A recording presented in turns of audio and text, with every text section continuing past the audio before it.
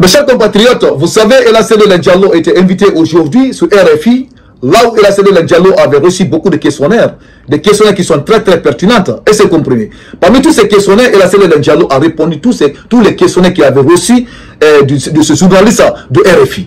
Mes chers compatriotes, c'est de cette actualité que nous allons parler. Nous allons écouter ici ensemble cette sortie encore de Ella Seloula Diallo et nous allons le décortiquer au fur et à mesure. Et c'est compris. Cette sortie, mes chers compatriotes, essayons de la partager dans tous les groupes et mettez vos avis dans les commentaires ce que vous en pensez par rapport à cette sortie de Ella Seloula Diallo sur RFI. Et c'est compris. Vous savez, le 21 septembre 2025, c'est un référendum et le 5 septembre, c'est une manifestation des forces vives de Guinée. Et c'est compris. Tout ce qui concerne la transition en Guinée, c'est Ella Seloula Diallo a parlé de ça dans cette sortie sur RFI, parce que c'est une sortie très pertinente. Mes chers compatriotes, écoutez attentivement cette sortie de Ella Seloula Diallo et nous allons décortiquer à fur et à mesure. Écoutez attentivement, écoutez. C'est Loudana Diallo, bonjour. Écoutez, hein. Bonjour. Le 21 septembre, plus de 6 millions de Guinéens sont appelés à se prononcer par référendum pour ou contre la nouvelle constitution. Est-ce que vous allez appeler à voter oui ou non? Écoutez, l'UFDG ne se sent pas concerné par cette opération parce que d'abord la gente n'a jamais accepté qu'il y ait un dialogue pour définir les termes dans lesquels le retour à l'ordre constitutionnel serait organisé. Elle a toujours fait ce qu'elle a voulu et que donc l'UFDG et les coalitions dont on est membre ne se sentent pas concernés par cet événement. Donc ni l'UFDG, ni les partis alliés dans les forces vives comme l'UFR de Sidia Touré et le RPG d'Alpha Condé, c'est ça? Oui, absolument. Et l'ANAD, j'appartiens à une autre coalition qui s'appelle l'ANAD, c'est une dizaine de partis. Nous ne nous sentons pas concernés par ce référendum.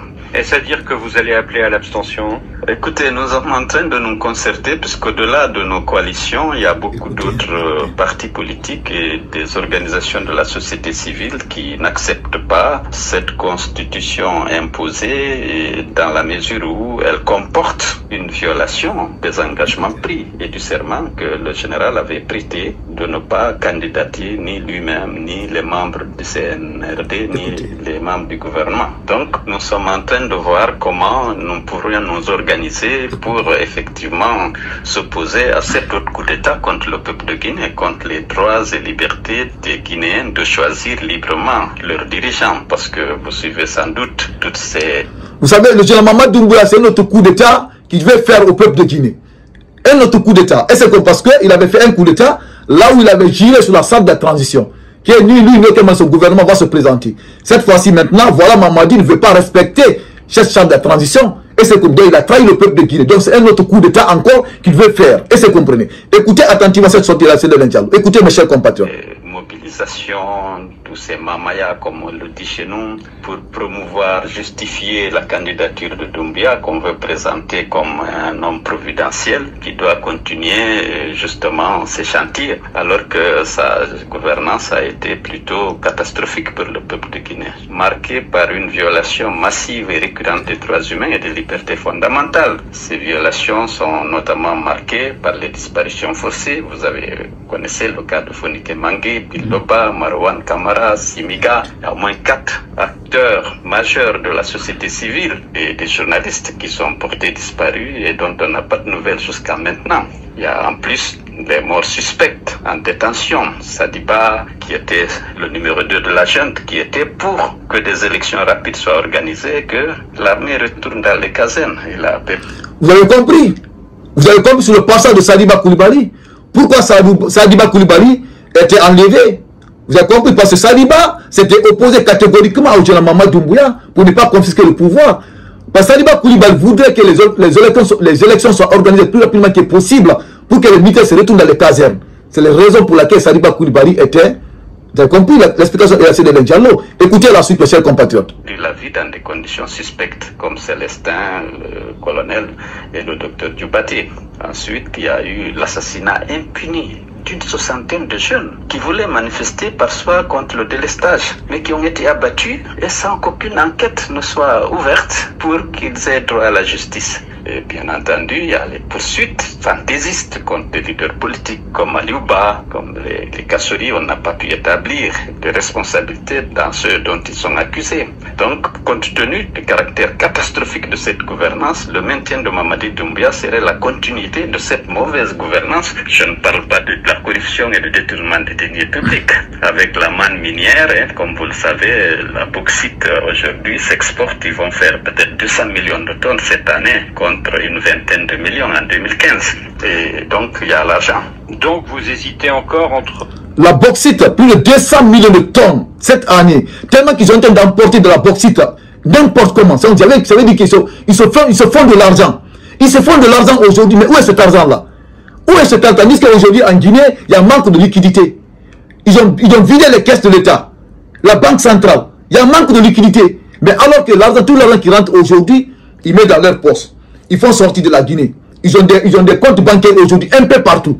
Et c'est comme tandis que le peuple de Guinée est en train de souffrir aujourd'hui. Parce que là, c'est un économiste qui vous parle comme ça. Il a cédé le Diallo.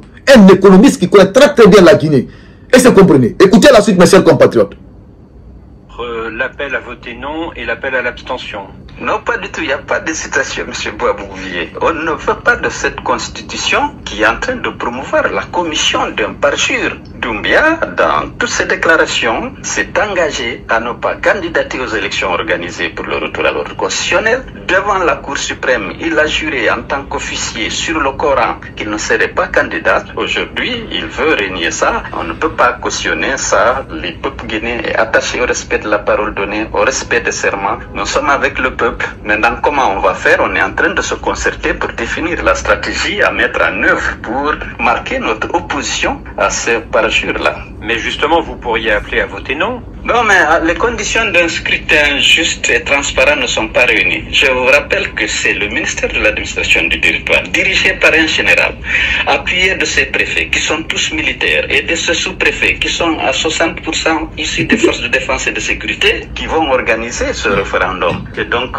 dans un environnement où il y a une terreur qui s'abat sur le peuple de Guinée, où il y a la peur, la corruption, et donc l'expression de la volonté populaire ne sera jamais prise en compte. Donc, nous ne sommes pas pour cette mascarade, tout juste pour doter le pays d'une constitution qui permettra à Doumbia de confisquer le pouvoir. Même si le... Vous avez écouté elle a scellé un dialogue sur le ministère de l'administration et du territoire MATD qui doivent organiser l'élection. Il dit qu'il ne peut pas le cautionner. Parce que ce ministère d'abord n'est pas crédible. Tous les préfets et gouverneurs est géré par ce ministère. Et tout ça, ce sont des militaires. Et dans les différentes régions, là où ils sont, et dans les différentes préfectures, ce sont eux qui vont superviser les élections. Dans les différentes villes, dans les différentes villes et dans les différentes régions. Ce sont les gouverneurs et les préfets. Et tous aujourd'hui, c'est le ministère de l'administration du territoire qui les gère, qui les coiffe. Et c'est compris. Donc, c'est des gens qui ne sont pas crédibles. Et c'est compris. Et c'est des militaires. Et c'est les militaires qui sont au pouvoir. Le général Mamad Doumbia, c'est un militaire. Et c'est compris. Comment vous comprenez cela? Et c'est compris. Écoutez la suite. Le général Doumbouya ne respecte pas son engagement initial de se retirer de la vie politique. Est-ce qu'il ne vaut pas mieux le retour à l'ordre constitutionnel avec le général Doumbouya que le maintien du régime militaire actuel? Mais c'est bonnet blanc et blanc bonnet. Si Doumbia se maintient avec la gouvernance que je viens de décrire, ce sera l'enterrement de la démocratie, des droits humains et des libertés fondamentales. Ça, c'est vrai. Il y a plus de 3 ans, c'est Loudana Diallo, que vous vivez en exil en Afrique de l'Ouest, notamment parce que vous êtes poursuivi par la justice guinéenne. Et il y a 6 semaines, vous avez tenté de vous faire recenser à Abidjan afin de pouvoir voter au référendum du 21 septembre prochain. Mais cela n'a pas marché. Qu'est-ce qui s'est passé? Alors d'abord, pour les poursuites, la décision de m'exclure du processus a été déjà prise. On cherchait des prétextes. Donc les poursuites judiciaires déclenchées. C'est-à-dire, c'était prévisible. Son exclusion sur la future élection.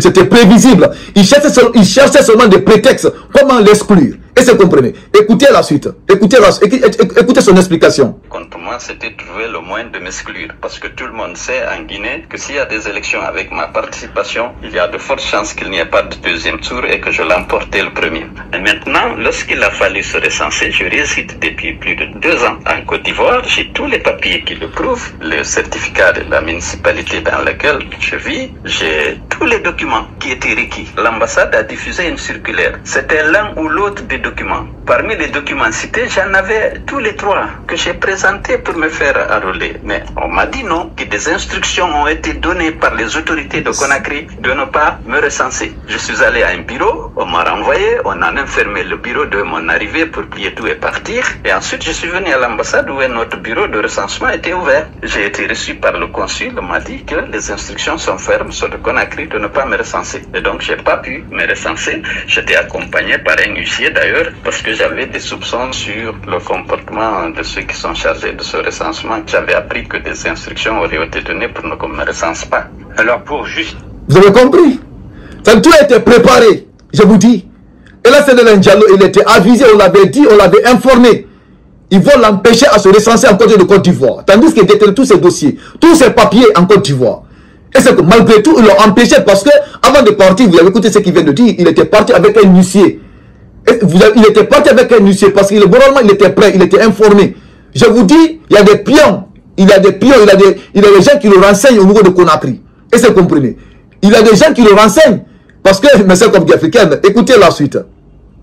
Justifier votre non-recensement, le Premier ministre actuel, M. Bahouri, a affirmé sur RFI il y a quelques jours qu'il y avait vous concernant un problème en termes de résidence et qu'il fallait que vous attestiez d'une résidence d'une certaine durée, ce que vous n'aviez pu faire, et qu'il n'y a aucune volonté d'exclure qui que ce soit de ce processus. Écoutez, le rôle de Bahouri, c'est de justifier ce que la junte a pris comme décision. Alors moi, j'ai disposé de tous les documents requis. Il n'y avait pas un seul. On a dit l'un ou l'autre des trois documents, j'avais tous les trois documents qui met en évidence ma résidence ici à Abidjan, à tous les niveaux. J'avais mon extrait de naissance biométrique, ma carte d'identité biométrique, mon passeport ordinaire en cours de validité, mon passeport diplomatique expiré en 2020 et j'avais tous les documents requis. Alors j'ai présenté, on a dit non, on n'a même pas voulu examiner les documents, on a dit que des instructions ont été données, que je ne dois pas être recensé. Donc ce que le Premier ministre dit, vraiment c'est de la contre-vérité. À l'intérieur de votre... Vous avez entendu?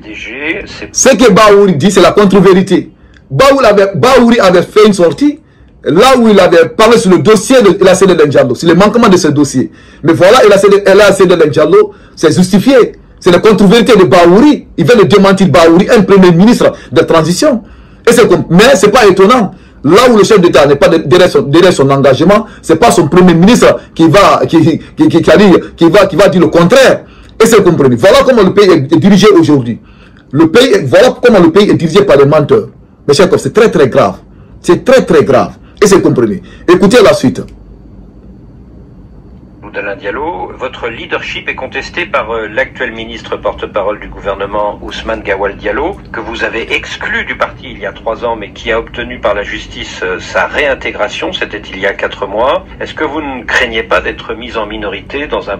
Il nous parle ici de Ousmane Gawal Diallo. Comment Ousmane Gawal Diallo était exclu? Et c'est parce que le journaliste a posé la question. Écoutez attentivement, la partie est très très importante. Et c'est compris. Écoutez. Prochain congrès de votre parti. En 2020, écoutez, j'avais tous les documents requis. Alors j'ai présenté, on a dit non, on n'a même pas voulu examiner les documents. On a dit que des instructions ont été données, que je ne dois pas être recensé. Donc ce que le Premier ministre dit, vraiment c'est de la contre-vérité. À l'intérieur de votre parti UFDG, Cellou Dalein Diallo, votre leadership est contesté par l'actuel ministre porte-parole du gouvernement, Ousmane Gawal Diallo, que vous avez exclu du parti il y a 3 ans, mais qui a obtenu par la justice sa réintégration, c'était il y a 4 mois. Est-ce que vous ne craignez pas d'être mis en minorité dans un prochain congrès de votre parti UFDG? Il n'y a aucun risque, M. Boaboubié. Aucun risque que je sois mis en minorité dans le parti. Le monsieur dont vous parlez, le porte-parole du gouvernement, était de mon parti. Il a abandonné son poste depuis qu'il a été libéré de prison au temps de Alpha. Et naturellement, il est membre du gouvernement, il est porte-parole, il doit défendre toutes les pratiques, y compris les plus mauvaises de la junte. Et naturellement, l'UFDG condamne les violations des droits humains. On a condamné les disparitions forcées. On a condamné les morts suspectes en détention, Général Sadiba et autres. On a condamné l'assassinat impuni de jeunes manifestants. On a condamné la fermeture des radios. Et lui, il justifie ça. Donc, il était en porte-à-faux avec la ligne du parti. Il ne peut pas se réclamer du parti et soutenir ces violations massives et récurrentes des droits humains. Il y a des règles dans le parti. Vous avez fait appel. Vous l'avez écouté. Vous avez écouté l'explication de M. Sédal Diallo concernant Ousmane Gawal Diallo. Ousmane Gawal, depuis qu'il est libéré de prison, lors du pouvoir de Alpha Condé, vous savez, il était arrêté. Et c'est compris. Après, il était relâché. Depuis qu'il est sorti de prison, Ousmane Gawa Diallo n'est pas parti au sein de l'UFDG. Il n'a pas répondu présent. Et c'est jusqu'à le moment qu'on l'a nommé. Et lorsqu'on l'a nommé encore, Ousmane Gawa Diallo, selon l'interdiction, c'est que l'UFDG interdit, c'est que le texte du parti a interdit, Ousmane Gawa Diallo a cautionné cela au sein de CNRD. Parce qu'il a cautionné tous les bavures, il a cautionné toute l'injustice, il a cautionné tous les kidnappings qui se passent en Guinée. Ousmane Gawa Diallo a cautionné cela, alors que les règles du parti a formellement interdit cela. Et c'est compris. Donc voilà la raison pour laquelle Ousmane Gawa Diallo était exclu. Et c'est compris. On a tous écouté son explication. Et c'est compris. Écoutez la suite, mes chers compatriotes.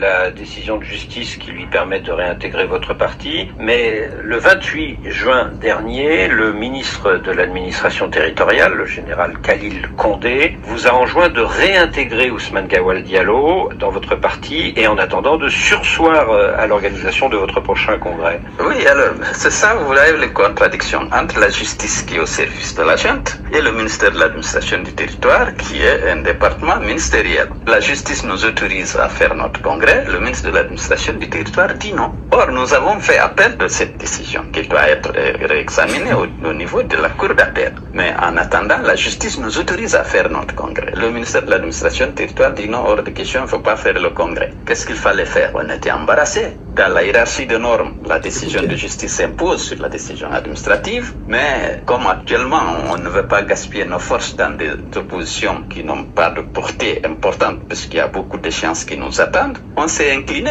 On a dit, bon, on attend. De toute façon, on n'a pas de problème. La population, les militants du parti sont derrière son leader et derrière la direction nationale. Et aujourd'hui, c'est l'UFDG qui est debout pour dire non. Mais tout de même, c'est l'autre. Écoutez, par rapport à leur congrès, et c'est compris, la justice autorise à l'UFDG de tenir leur congrès. Et c'est compris. Tandis qu'encore après, le ministère sort derrière. Et c'est comme lui, il interdit complètement que l'UFDG fasse le congrès. Et c'est pour vous dire que la justice est au solde des autorités de transition. Il autorise l'UFDG et le ministère sort, il interdit. Tandis que dans les conditions normales, c'est la justice qui devait se prononcer. Et voilà, aujourd'hui, l'UFDG est complètement interdit de faire le congrès. Jusqu'à qu'il dit ici, il faut que Ousmane Gawa Diallo soit réintégré avant leur congrès. Tandis que c'est des choses complètement différentes. Et c'est des choses complètement différentes, mes chers compatriotes. Écoutez la suite. Votre éloignement du pays depuis plus de 3 ans maintenant, ça ne fragilise pas votre position à la tête du parti? Vous connaissez l'adage, les absents ont toujours tort. Non, ça ne fragilise pas la décision. Aujourd'hui, grâce à la nouvelle technologie de l'information, même tous les samedis, il y a une assemblée générale ordinaire et très souvent, c'est moi qui anime l'assemblée générale. Grâce justement à ce moyen technique, les militants sont très attachés. Il y a une confiance. Certains disent même qu'il y a une affection, mais c'est la confiance qui est importante. Le départ de certains cadres de votre parti qui sont passés du côté du pouvoir, je pense par exemple à Cellou Baldé qui vient de devenir ministre de la Jeunesse, est-ce que ça ne vous inquiète pas quand même? Non, non, pas du tout. Les gens ont confiance à mon expérience, les gens ont confiance à mes convictions, à mon attachement à ces valeurs, la démocratie, l'état de droit. Oui, mais le ça départ... ne me gêne pas. La transhumance existe partout, depuis toujours, en Afrique en particulier. Parfois, évidemment, il y a des gens qui sont pressés et qui veulent avoir des postes ou en tout cas des avantages, qui veulent obtenir des faveurs du pouvoir et qui renoncent au combat et qui y vont. Il n'y a pas de souci, ça arrive. Mais ça ne gêne pas. Les militants sont encore dans le parti aujourd'hui plus motivés qu'hier. Il y a un peu plus d'un an, c'était en juin 2024, sur RFI, vous nous avez dit « Je vais rentrer bientôt à Conakry ». Vous n'êtes toujours pas rentré, pourquoi? Oui, les conditions de mon retour ne sont pas encore réunies. Il y a trop de haine et de harcèlement. Vous voyez tout ce qu'ils font tous les jours pour empêcher la tenue du congrès, pour refuser que je m'enrôle dans le fichier électoral, pour déclencher des poursuites fantaisistes contre moi. Et la junte, vous avez vu ce qui se passe, donc j'attends qu'il y ait moins de passion et de haine, mais dans tous les cas, ma place est là-bas auprès du peuple pour mener le combat contre les dérives qui s'annoncent. Est-ce que vous allez rentrer avant le référendum du 21 septembre? Le référendum, je ne me sens pas concerné par ce référendum. Ce n'est pas une échéance importante pour moi. Évidemment, elle est importante dans la mesure où je sais que les Guinéens vont se mobiliser pour exprimer leur désaccord avec la commission du parjure et la candidature de Doumbouya. Nous sommes en train de nous voir comment faire. Je n'exclus pas d'y être avant, mais pour l'instant, je ne peux pas vous donner une date précise. Est-ce que vous allez rentrer avant la fin de l'année? Je ne peux pas vous donner une échéance. Alors, vous tablez dans votre combat pour une mobilisation de la communauté internationale et notamment de la CEDEAO, les pays environnants. Mais le 18 juin dernier, le général Mamadi Doumbouya a été reçu à Abidjan par le président Ouattara. Jeudi dernier, le Premier ministre Bahouri a participé aux festivités de la Côte d'Ivoire pour l'anniversaire de l'indépendance. C'était à Bouaké. Est-ce que vous ne vous sentez pas de plus en plus isolé? Non, pas du tout. Je pense qu'il y a les relations d'État à État. Bon, la Côte d'Ivoire mène ses politiques, sa diplomatie en fonction peut-être des contraintes auxquelles elle est confrontée. Mais bon, je me sens pas isolé dans la lutte que je mène pour la démocratie et l'état de droit. Et je pense que j'ai beaucoup de soutien, d'abord à l'intérieur, mais aussi il y a des forces pro-démocratie à l'extérieur, même si la CEDEAO est en difficulté, il faut l'avouer. Bon, évidemment, parce que l'accord additionnel sur la démocratie et la bonne gouvernance n'est plus appliqué. Donc ceci affecte effectivement la lutte que nous menons, mais c'est une réalité. La CEDEAO, l'Union africaine, la communauté internationale de façon générale n'est plus là aux côtés de ceux qui luttent pour ces valeurs. Et si demain le oui passe au référendum et si après-demain le général Doumbouya se fait élire président, est-ce que vous ne craignez pas d'entrer dans une longue traversée du désert? Je souhaite que cela n'arrive pas, parce que la Guinée s'enfoncerait dans une dictature. Je refuse d'envisager cette hypothèse, connaissant l'attachement de notre peuple, des Guinéens, à la démocratie et aux libertés. Cellou Dalein Diallo, je vous remercie. Mes chers compatriotes, on a tous écouté cette sortie de Ella Seydou Diallo sur RFI. Ella Seydou Diallo nous a expliqué ici, et c'est compris, la communauté internationale, la CEDEAO, l'Union africaine n'est pas aux côtés du peuple africain. Et c'est compris. Oui, lui-même il a dit. Et donc, qu'est-ce qui va être notre position maintenant, peuple de Guinée? Si l'Union africaine, parce que vous savez que l'Union africaine, la CEDEAO, ils ne sont pas crédibles en Afrique. La communauté internationale aujourd'hui aussi n'est pas aux côtés de la vérité, aux côtés du peuple. Parce que là, c'est l'Indialo qui vient de le dire. Alors que le peuple de Guinée doit prendre leur destin en main. Ça, c'est automatique. Oui, parce qu'on a compris aujourd'hui, la communauté internationale, Union africaine, CEDEAO, ils sont aux côtés de celui qui a le pouvoir. Oui, ça se passe comme ça aujourd'hui en Afrique. Raison pour laquelle il y a tous les jeunes militaires aujourd'hui sont tranquilles à la tête de leur nation. Parce qu'ils sont aux côtés de ceux qui détiennent le pouvoir. Alors que le peuple de Guinée doit prendre leur destin en main. Et c'est compris. On a écouté encore ce que Ella Seydou Diallo vient de dire. Lui-même, il a considéré que le peuple de Guinée, et c'est compris, le peuple de Guinée attend leur retour à Conakry pour être aux côtés du peuple.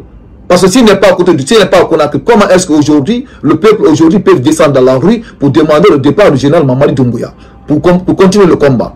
Et c'est compris. Et là, Seydou Diallo a compris aujourd'hui, le peuple a besoin de eux aujourd'hui, l'opposition à Conakry sur le terrain. Ça, c'est automatique. Et c'est compris. Lui-même, il vient de dire cette actualité, de cette sortie, mes chers compatriotes africains, cette actualité, elles sont de la partager dans tous les groupes messageries de WhatsApp et mettez vos avis dans les commentaires, ce que vous en pensez par rapport à cette sortie de Ella Seydou Diallo, mes chers compatriotes. Donc, merci et cette actualité continue.